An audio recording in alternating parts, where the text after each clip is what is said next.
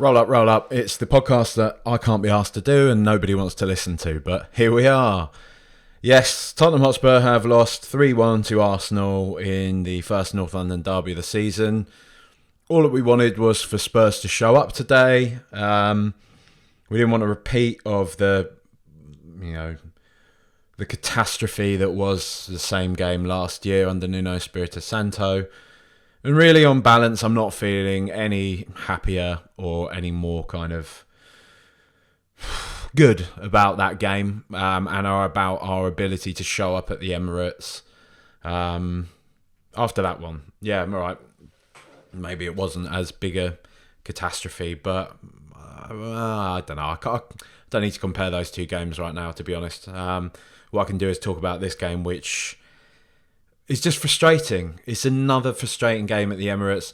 You know, I'm not here at the moment to talk about teams not showing, in North London derbies, the home team always winning. I'm not here to talk about it's one game in the context of an entire season. We've just had our pants pulled down by Arsenal. I want to just fucking wallow in that for a bit. I want to be annoyed about that. So, if you're not really in that sort of space, then maybe this won't be the listen for you. Oh, aren't I edgy? Oh, I'm hard. Please don't stop listening. Just a very frustrating game. There was a lot of talk before that we were going to be going with the three in midfield. Paul O'Keefe, generally spot on with this stuff. Had sort of predicted that we were going to be going with the three in midfield. Shortly before the game started, it turned out we were going to go back to playing with the two. I've sort of tweeted something in the heat of the moment on Twitter, just basically saying that I think this system's shit. And I do feel, I try to get on board with this, man. I try to get on board with this kind of stuff. I know we are winning games to a degree. We definitely didn't fucking win today. But it's just horrible. It's just miserable to watch. And, I've seen some people say this today isn't about the system. It's about individuals fucking up. I don't fucking buy that for a second, man. I really don't buy that. I think that's, again, people seeing what they want to see with... And I get it, people want to get behind Conte, right? They want to believe in everything that he's doing because, that's why people get behind a monarchy, because they want to believe that there's some higher purpose to everything that is done and that we're kind of supporting something because there's a reason to it. I mean, I don't think that we really need to compare Conte with the monarchy, but it's still, there's this idea that you're not allowed to criticize anything because he is just seeing things that the rest of us aren't seeing. And you know what? Today is the first time when I really am just like, you know what? Fuck this, man. It was bullshit, man. It was... For the majority of that game, there was no foothold for Tottenham whatsoever. None whatsoever, right? Maybe we can play this type of system and this sort of style of murder ball. If we've got Kulusevski in the team, he seems to make that front three click. Richarlison, he's lost out on the right like that. When you put him out on the wing, he's just... And I know there's a certain element of... I can't think of the word, not hypocrisy, but there's I can hear people already screaming, being like, well, it's because of him we got a penalty. But I mean, come on, that's just point scoring disingenuous shit. For most of the game, and for most of the time when he's sat out kind of on the wing, you don't really see much from him, and I don't think that's a reflection on him as much as it is we were talking the other week on the podcast. I can't remember who it was with. I know it disrespect to anybody. I do a lot of fucking podcasts this season. That Richarlison feels more like a natural rotation option for Harry Kane to be that one, kind of the centre point of our attacks. Not kind of trying his best to sort of make something happen from the wing, because he was lost out there. He wasn't really causing them any problems whatsoever. They had him covered. I mean, we won't even get the fucking ball to him half the time anyway, so what does it even matter? I'm sorry, just having that two in midfield, it it's not enough for games like this.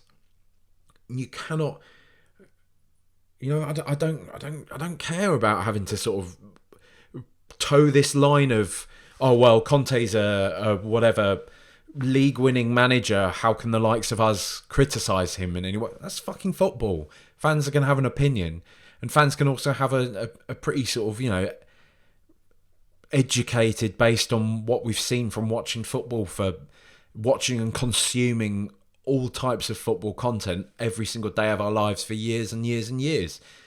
And you can just see that it's serving nobody right now, having that formation the way it is. It's been fucking torture for most of this season watching it. And we kind of shrug it off because we're getting results, but I mean, today has to be a fucking wake up. And like I say, I'm not here for the stuff. There were individual errors, but I'm not here for just saying that it was because of those individual errors. I could quite as easily, just in trite fashion, say back to that, well, those individual errors are a result of our team being under constant fucking pressure because of this fucking system. It's too high risk. I'm sorry, the gamble for this is too high risk. And it feels very Jose Mourinho. It feels like somebody trying to force a system with players that we don't have. Yeah, I'm sure I would feel a lot more comfortable playing the way we play, inviting on this amount of pressure, if we had a fucking like peak Conte or a peak Yaya Toure in midfield, and if we had peak Vertonghen, Alderweireld and Romero at the back. But we don't have that. We don't have a defence that we can completely rely upon. We don't even have, I love Hugo Lloris. We speak about him at length, but we all know he's got a clanger in him. We all know he can't play out from the back in that way. Like, well, his distribution system. I mean, I've got to say today, before I talk about his clanger, his distribution was fucking awful today. Like a particular brand of fucking awful, even by his standards. In the first half, some of his kicking was fucking awful. When he obviously took matters into his own hands and didn't want to play the kind of short balls around our box, play out from our half, because it was quite clear that Arsenal were all over that.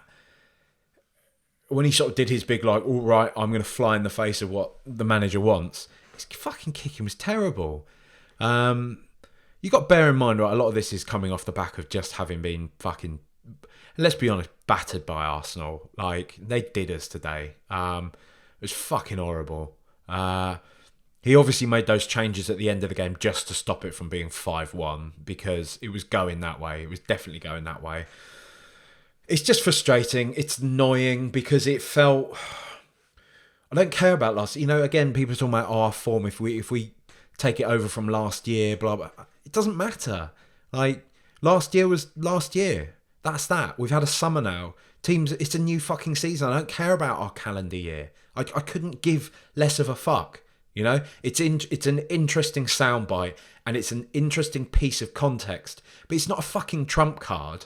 Like, at the end of the day, we've just been fucking battered by Arsenal, and we've come to I would say probably our first kind of, we played Chelsea away, play West Ham away, so I'm not just going to sort of say that those games didn't matter. But to me, it feels like it's earlier on in the season. It's not so much of a test. It's more of a free hit to that, especially the Stamford Bridge game. This at the Emirates, the bar was, don't lose this game. That was the bar. That was the minimum expectation for this match. For a team that wants to compete, that wants to, has these kind of ideals of challenging for a Premier League, shall we say. In games like this, a big test against our fiercest rival and the team sitting above us in the league right now, the biggest test today was, don't lose this match. And we just flopped again. We flopped again, as Spurs just always fucking do in these sort of moments. And it's just frustrating. It's just annoying, because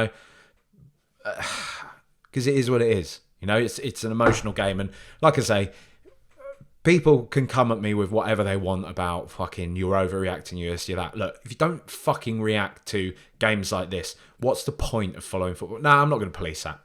People can follow football in their own way. Just don't police me. Don't police the way I want to react to this game, because that's what it is. It's an emotional game. That's what makes it amazing. It's what means that I watch many other sports, but I don't really give a shit about them, like, at all. I couldn't care less. I don't support anybody else in any other type of sport or anything like that. I just watch sport as a complete neutral or on every other thing. Football is something that you can tell. I podcast. I fucking tweet about it all the time. I made all those animations. I did Spurs White Boy sort of stuff. I'm obviously somebody that is just obsessed with football, as many of you are who are listening to this, and it's fucking gutting to just see this pattern repeat itself over and over and over again away at the Emirates, and just how fucking smug they are, and just seeing them on the up. I mean, yeah, that's annoying, but at the end of the day, I've seen Arsenal win the double. I've seen Arsenal take our captain, so it's no biggie to see Arsenal fucking doing well. It's what I've grown up with. It's what I've always fucking known. So it's fucking horrible. It's gutting. I'm not taking away from that, but I'm saying I'm not that fucking scared. I'm not scared of Arsenal being that good again. I just fucking I want us to be good. That's all I want. I want us to have something to show for the sort of dominance we've had over them for nearly a decade now, but we're still nothing to show from it, and it just plays into all their fucking shit. I mean, we definitely won the tifos. I don't know if anyone saw the Arsenal's attempt at a tifo before the game, but it was fucking awful. So that was a bit of cheer. At least we won one thing. Our daydream do. Look, it's just annoying. I'm not, Connor, my mate, he's been on here, Connor Mummery, he was saying, hopefully this will be like when Conte's Chelsea got done at the Emirates and he just switched formation and pissed the league from that point on. Maybe this is the point. Maybe this is the turning point for him, that he just sticks with the three in midfield and we can take it from there. Because the thing that frustrates me most about it is it feels like we have the players for that more than what we have for what he's doing at the moment. But from what I understand, from what Flav was saying the other day, is that he likes the three in midfield. It's what he fucking pissed the league with Inter using. But he just seems so hesitant to do it now. Oh dear, it's just shit. I'm going to a fucking house party later. It's just gonna be full of gooners. It's absolutely full of them. I know there's several of them going already. I don't really know them, but they're Charlotte's mates, and she says, "Oh, they'll be all right. They'll be all right. They'll just want to talk about the game." I don't want to fucking talk about it. I want to go and, having beaten them, being like, being all obnoxious, being red-faced, having had 6 Guinnesses and a couple of whiskies, pile into a party of people that I don't know, sticking my hand in like the communal bowl of like fucking sour cream or something and just eating it out of my hand and just singing North London is ours. And it's a cheese and wine party, and people are sitting there with candles and stuff and looking at me. It's not a cheese and wine party, but I'm just, if for this scenario that I'm envisaging here, it was a cheese and wine party. Just shut the fuck up. Shut the fuck up.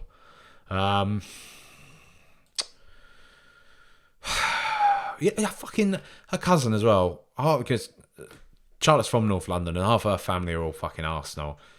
The second, it's like 85 minutes, they're all fucking texting her. Hope you're having a good Saturday. Fuck off. Like, I don't know if, do you not do that? Do you do that to other people? I just can't, it's not with that. Not with that energy. It is very Arsenal. It's very Arsenal. Fuck's sake. Just fucking fuck's sake. Hugo Lloris, awful. Fucking awful today. Love you, Hugo. Great servant to the club. But you always fucking drop a clanger in these games.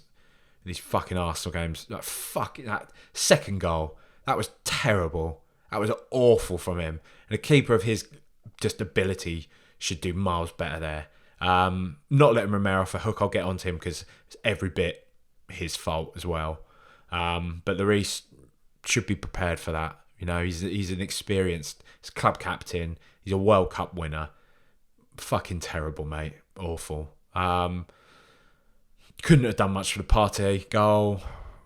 Amazing goal from a fucking reprehensible piece of shit of a man. His distribution lacking. Just pulled off a couple of saves here and there, but bad day at the office for Hugo. Bad day at the office. not impressed. Be interesting to know how much. I know he was carrying a bit of a knock. He was sort of 50-50, I think, coming into this game. How much that's had an impact, but we always know Lloris is good for a clanger or two.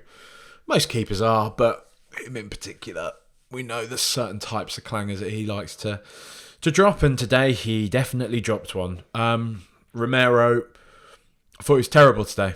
I think he's not had a very good season, really. He's looked quite bright in patches.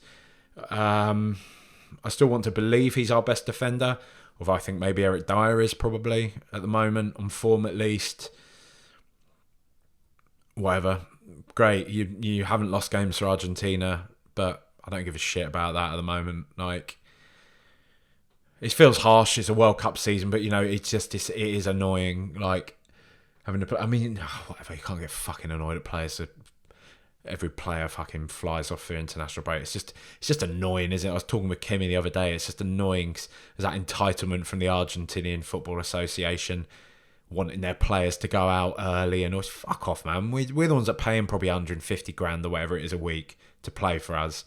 Fuck off. You'll get him when you'll get him when it's time. But just didn't think he was good today. I didn't think he was good, and it's really, do you know what? I tell you what's the painful thing is seeing him just be a complete mirror image of Saliba, who was fucking outstanding today. What a fucking player Arsenal have in him. You don't want to hear it. Nobody wants to hear fucking people wax it. You just want me to call them all fucking pigs and fucking arseholes. But he's brilliant. Saliba was absolutely brilliant today, and Romero was very much not. I didn't think much of him at all. Just in pretty sort of in crucial moments, he got skinned by Martinelli a couple of times. I think he got skinned by Jesus a couple of times. Good players, but he's supposed to be one of the best young defenders on the continent, in the world. He's supposed to be a world class talent, and he will learn from that. He is young, he is inexperienced, so I'm not throwing him under the bus, but he's got to fucking learn quick, because I think if Eric Dyer had played the way Romero had played for quite a few games this season now, we'd be hearing a lot more. He's surviving on reputation alone right now, in my opinion. But he's surviving by the fact that we don't have anyone else. You're not going to play fucking Davinson Sanchez there, are you? So, annoying. Eric Dyer, I think he had a fairly solid game today. It's hard to really tell, just under the cosh constantly, really. But I don't really recall him doing much wrong. Played a few decent balls out from defence as well. That sort of Alderweireld type ping out to the attackers. Pretty dominant in the air. He's a good player. I always say this. Personally, I feel a lot of people see what they want to see with Eric Dyer. People talk about him like he's awful, woeful footballer. I don't feel that at all. Don't get it. I think he's good. I think he's solid. I think he's one of our best players. Come at me, bro. Longley, good game, I thought, really, on balance. He, was pretty controlled at the back. Kept them quiet as best he could. He's having a good sort of running battle with Saka for most of the game. I thought he was good. I do think he kept Saka quiet and limited their chances from that side. Basically everything came through Martinelli and Jesus down the left for them. Emerson and Romero maybe there's something in that. Maybe Romero doesn't have the same protection. He's got Emerson in front of him, but I think Emerson's pretty sound defensively, so I think he just needs to take the L for himself.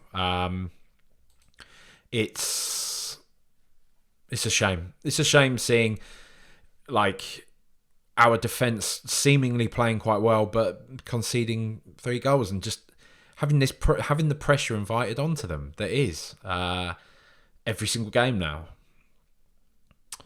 Emerson, Royale. Look, I mean, again, there seems to be a lot of like, I don't think it was a red card. That was soft. It was fucking late. It was high. come on, man. Like, we don't need to do this fucking dance if that wasn't a red. It was a red on sort of, 60% of occasions, I think. We got it this time. I don't think you can argue with it too much. If we hadn't got it, I would be like, yeah, I can kind of see that. Maybe it's a strong yellow or an orange card or whatever is it people say, but also I can see why it's given. I don't think it's a shocking decision from the referee. I don't think the referee was great by any stretch of the imagination, but I think he was equally poor for both sides, really. I think he was giving weird sort of blowing the whistle for weird sort of infractions and not for others. Martin Odegaard, I think he was dragging Heung-min Son back by the shirt. And it's only because we played the advantage that Odegaard didn't get a yellow card. But why not? Why the fuck not? He was tearing the shirt off his back. There was that chance for us early on in the game when I think it was it Richarlison got cleared out, and then Kane, there was a sort of, it wasn't even a foul on him, it was a clean tackle, but he gave us a free kick higher up the pitch because I think he'd realised that Richarlison had been cleared out. So, it was weird refereeing from him, but Emerson's stupid. Look, at the end of the day, I don't care about what the referee's done, and I don't care about on other occasions. On this occasion, Emerson has got a red card, and he got a red card because he was acting fucking recklessly. There was no need to go in the way he did then. He was, let's be honest, he was lashing out because he was fucking frustrated. He was frustrated and he was annoyed, and he was lashing out. He was going in hard on the opposition. Up at the top end of the pitch, there was no need to whatsoever. None. There was no fucking need to do it. And got his just desserts. So, great. He's spent £1 million fucking buying a few weights, pumping a bit of iron and sitting in an oxygen tank. But why don't you just fucking concentrate sometimes, mate? Like, and I don't want to dig him out. I like Emerson, and that sounds pretty out of order because I actually really admire the attitude to do that, to take it off his own back and to really try and improve for the team and improve for himself. So I take that back a bit. I'm just fucking annoyed. But at the same time, he's just not it, is he? Come on. Like, we all know it. We all know he's not good enough. Like, he just isn't. Interesting, we saw Doxy came in. I'm sure we'll be seeing him over the next few games because Emerson obviously will have his suspension now. Let's just see what happens. I don't know what Jed Spence has to do, to be honest. Højbjerg and Bentancur, I'll roll them up into one. Look, I think they did pretty well. Bentancur in particular, I think did really well with what he had to play with. I think they were both under constant pressure. They both tried their best to sort of nullify what Arsenal were doing. But it's more just that when we actually have possession of the ball, they're just swamped immediately. Both of them just get absolutely swamped. And you can't say that opposition teams aren't becoming aware of how Conte plays and how best to nullify us. And this is always the argument, though, isn't it? It's like, well, it's not really worked for many of them because we still have been until today unbeaten and we're sitting toward the top end of the table. But I can't imagine it's fun for either of them, right? We've seen Xhaka this year. He was a fucking menace today. I've never sort of felt that. I've just seen him as just like some fucking trudging, shithousing fucking arsehole of a footballer. He was playing like higher up the pitch today. It was brilliant. It was fucking brilliant. We were really struggling to cope with him for a lot of it. I think we were struggling more with Xhaka than we were Odegaard, to be honest with you. And I do wonder, I think Mark Nesbitt, who does his, as he calls it, hurdy-gurdy podcast, he's often on the Fighting Cock. I think he's sort of spoken before about how Højbjerg at international level will play further forwards, and we see a kind of different type of player. He's a good passer, There was a good opportunity he almost created for Son. He played a decent ball through. I think it was to Son, in the second half, and he's been doing that all season. But I really don't think either him or Bentancur there's enough there for them to be able to show what they can do when they have possession of the football. One small gripe about Bentancur, but it is what it is. It's just Ultimately, it's the way he plays. What's that? Oh, don't judge a fish on how it climbs a tree or whatever. But he gets in decent space a lot of the time outside the box. I'd just like to see him have a crack every now and again. I would, because even if he doesn't score from it, there's always a chance of a deflection and for somebody else to pick it up further forwards. It does seem to be when he gets the ball in decent space outside the box, he'll often end up passing it out to the wing or something like that, usually to Emerson Royale, and then the attack stops dead. It's a bit frustrating. Even Perisic, not his best game today, actually. I don't really have an awful lot to say about him. He had that one opportunity where he was through on goal. Shame he didn't get it on target, but I'm going to dig him out for that too much. On another day, that rifles into the top corner. And it's a beautiful finish, beautiful goal. Whether he's a victim of the system or if he was just individually not great, it wasn't a vintage performance from him. He's a great player, so whatever. Richarlison, I was sort of saying it at the top, it's annoying. I think it's annoying for him. It's annoying for us to watch him stuck out on the right-hand side, up top like that, cut adrift. Not an awful lot he can do, is there? He did, his determination to score a goal ultimately, or just to do well by the team, culminated in us getting that, getting the penalty. Was a penalty, no, absolutely no question whatsoever, no argument to be had over that. But he was pretty quiet. They didn't really have to do an awful lot to keep him quiet either, I didn't think. I really would have liked to have seen him come off the bench. Richarlison coming off the bench in a game like that, that's the sort of thing that can shit an opposition team up, Him coming up top, replacing Son, he's not going to replace Kane, is he? Let's be honest. So replacing Son up top if we had the three in midfield. It just feels like a ball dropped. It feels like we dropped the ball. It feels like Conte dropped the ball.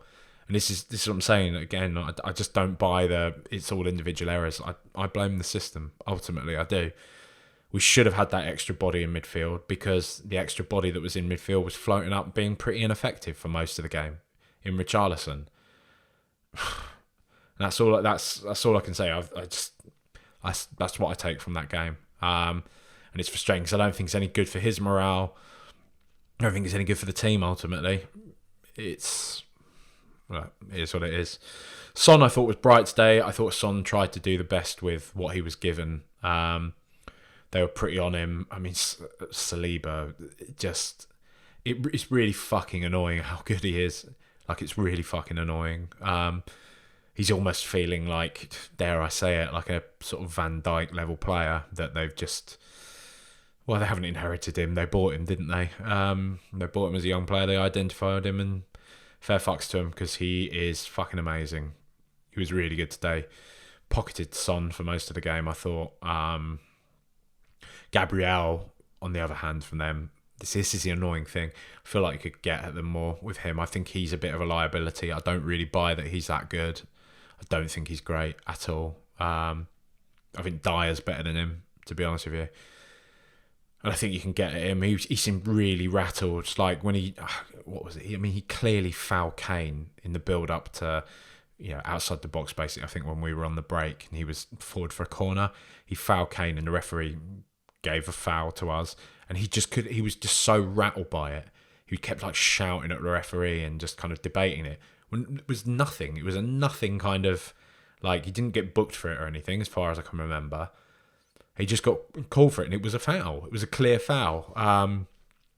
But I don't, not a big fan of his, but Saliba's great. Son, I thought he was tidy today. I felt bad for him. He just didn't really get any proper service, Kane, he's the man you want stepping up for a penalty in a North London derby. He's 11 goals off Jimmy Greaves now, which is pretty unbelievable. Highest ever scorer in London derbies. Quite poetic to do that against Arsenal and to overtake Thierry Henry for 44 goals. That's in all London derbies, not North London derbies. He's been the highest scorer in North London derbies for quite some time now. I think maybe a couple of seasons. But it's the thing that's mad is, right, he's going to break Greaves' record probably this season, and there's every chance that for the rest of our lives we won't see anyone break that. Maybe nobody will ever break that. I remember seeing that when I playing like Football Manager, Championship Manager back in the day, and when you go to like the team info page and you'd see the goal record on there, and you see Jimmy Greaves still, they've got an old player's like name in there, or a long retired footballer's name in like the database to be there, and you saw the amount of goals he was on, and I just, it just seemed like nobody is in a modern game. Nobody is going to overtake that record. That's going to be a record that stays there forever. It's not like fucking West Ham or someone where their top scorer was on about fucking 60 goals or something mad like that. It's a testament to Harry Kane, and it's been a fucking ride having him these past few years, watching him come from, watching that story, watching that development of his, him coming through the academy, being this kind of maligned young player that nobody really had any faith in to go on and be one of the best strikers in the world. It's going to be interesting to see where his career goes from here. But today, not great. Not brilliant, Again, it feels harsh to sort of single him out, but there's just certain things that, like him taking free kicks near, like close to the halfway line and just fucking twatting it up to nobody. What are you doing down there? What are you doing there? And still on free kicks, give it to Son, mate. Like, give it to Son. I don't give a fuck. You cannot watch what Son's done in midweek and not have him on free kicks now for Tottenham. What he always does on international breaks, you always see Son score one of those for South Korea, I should say, on international breaks. And how many times do you have to see Kane just twat one? I think he's never scored one. I mean, okay, there's the Aston Villa goal, which was a deflection and whatever. I don't really want to take that away from him because that was the start of Kane, and it was a good free kick anyway. But other than that, I think his conversion rate is like 0 or something crazy like that. Not a vintage performance. He, whether he's a bit tired or whatever, he wasn't really running around as much as he normally does. Didn't look like he was like, I don't know. I just didn't look like he was at it. And I know he's an easy target. I know because we rely on him all the time to be like the hero, to come and like bring us back from the brink in these games. But maybe he's just a bit done with it all. Maybe he's, maybe it's time to move on. I don't know. That's a bit knee-jerk, isn't it, off the back of this game? But still, no, I don't think it's knee-jerk. It is part of a bigger conversation, but I don't want that to be the talking point at the back of this game, to be honest. It was not a vintage Kane performance. They kept him pretty quiet. But again, I blame the system. I blame the lack of control. I think, there are... Of course, there's individuals can always do better. I get that. We say that we saw Tottenham do this at the tail end of last year, playing in this system and being really good. But somebody said to me on Twitter, I haven't verified this, but he said that we actually played the 3-5-2 away at Anfield, which was one of our best games in the tail end of that season. So, what were the other games? Like fucking getting a nervy one over the line against Burnley. Admittedly the Arsenal game, but I think that was a different occasion entirely. I don't know. It's just, I think we've been umming and ahhing all kind of season about how effective this current system is, how good it is, how, just let's be honest, how enjoyable it is to watch as well. Because you are allowed to talk about that, right? You're made to sort of feel like you're a fucking idiot for wanting to process football in this way, but we are actually allowed to enjoy football. Do you know what I mean? Like, don't be scared of just saying, I don't enjoy watching the football like this. Oh, you cretin. Can't you see what he's trying to do? No, it's bullshit, man. Like, we come to this as a fucking escape, a release, right? Look at the fucking news. It's miserable at the moment, everywhere. I think everybody I know is pretty depressed right now. Seasonal affective disorder or just the fucking news, whatever it is. And you want to come and watch football and just kind of escape from that for a bit. So you don't want to have to kind of be bought into a process that isn't enjoyable. Because it is, let's be frank, it isn't. Even the games we have been winning, it's been like, well, at least we've won, you know? Pretty much, I would say, basically every single game this season. Well, at least we've got something out of it at the end of the day. I don't think there's been a single game where we've enjoyed it. And I do think this is partly down to personnel not having been at it, Kane and Son namely. But I mean, come on. Just give us a bit of a chance. Like we saw that at the tail end of that Leicester game. We actually looked really fucking good when we switched to the three in midfield. It's got... People can call it knee-jerk, but sometimes games like this are a wake-up call, right? I don't think it's as dramatic. The one thing I've never really bought, and I'll say this of the system, because Genius was fucking going on about this guff when he was doing the commentary, just being like, this has been coming all year. We've been saying this has been coming all year. The way Tottenham are playing, they're leaving themselves open for a slap and all this. It's like, no, we're not. It's just fucking boring, like reductive kind of angle on what it is that we do. We haven't been gearing up to get slapped. We've been gearing up to maybe lose a game or something in a frustrating fashion. Exhibit A today. Or fucking Sporting game in the Champions League.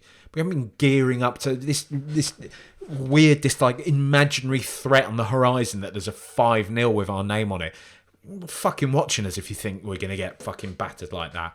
I mean, this has got very narrator's voice energy right now, doesn't it? But it's more just that, like, if Tottenham go behind, we often are lacking that control and creativity to get back into it. So it's all well and good to say, oh, come on, like we'll invite you on, play against us, put us under all this pressure, put all of our kind of questionable defenders as they are already under kind of even more pressure, put our midfield too under, just reduce them to being people who tackle, because that's effectively all that they are required to do right now, really.